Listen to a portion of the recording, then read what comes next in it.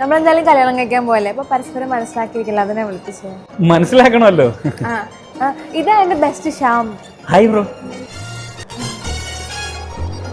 ഇവന്താ ഇങ്ങനെ? അവൻ ഭയങ്കര നാണക്കാരൻ, എല്ലാത്തിനും അവന് മറവ് വേണം. നാണോ മാനമുള്ളവർക്ക് മറവിന്റെ ആവശ്യമില്ലല്ലോ. അതല്ലെന്നേ, ഇന്നലെ ഞങ്ങൾ തിയേറ്ററിൽ പോയായിരുന്നു, അപ്പൊ അവിടെ ഭയങ്കര ആള്. അപ്പൊ വന്നില്ലേ ആര്? നാണം. എന്നിട്ട് ഞാൻ എന്റെ ജാക്കറ്റ് കൊടുത്തു. അങ്ങനെ ഞങ്ങൾ ജാക്കറ്റിന്റെ ഉള്ളിൽ ഇരുന്ന പടം കണ്ടേ. ഒരു മിനിറ്റ്, ഏത് പടമായിരുന്നു ബ്രോ കണ്ടത്?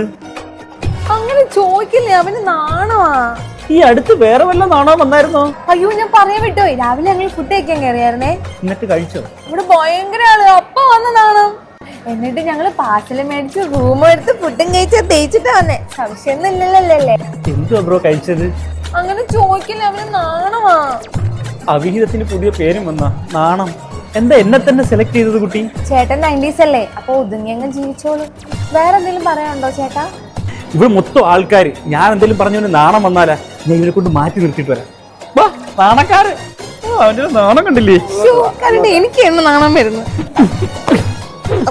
നിന്നെ പോലുള്ള നാണമാനം ഇല്ലാത്തവരാണ് എനിക്ക് പെണ്ണ് കിട്ടുന്നില്ല. ചേട്ടാ, നാണം മാറിയോ? നാണം മാറിയവ സ്മാർട്ട് ആയിട്ടുണ്ട്. അയ്യോ, അവിടെ അവളൊരു നാണം.